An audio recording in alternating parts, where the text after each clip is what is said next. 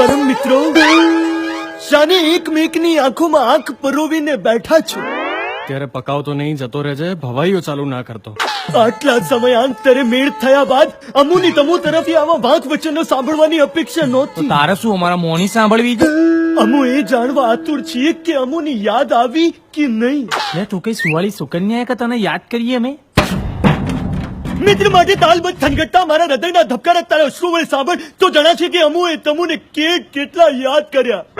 મગજના તાર ખેંચવાનું ચાલુ કરશે આ. વાઘાની વાડીમાં ઉકેલા શેતુરજમ વાઘા કરતા વાંદરાને વધારે યાદ આવે. દિવસે ચમકતા સૂરજનું એક કિરણ સૂરજમુખીના ફૂલ કરતા ખેડૂતને વધારે યાદ આવે. ફૂલમાંથી ચૂસી લેવામાં આવતું મીઠું મધુર મધ ભમરા કરતા ચામડા રીંછને વધારે યાદ આવે. દરેક માહની પહેલી તારીખે અર્ધાંગીનીઓને ધણી કરતા મૂડીની વધારે યાદ આવે. શ્રાદ્ધમાં મૃત પામેલા વડીલ કરતા કાગ વધારે યાદ આવે. ગાય ભાંભરીને ગોવાળિયાને વાછરડા કરતા મરીના દૂધની વધારે યાદ આવે. નાગ નાગેશ્વરીને ભૂમિના ગર્ભમાં રહેલી દેડકીઓ કરતા વસંતનો પહેલો છંટકાવ વધારે યાદ આવે.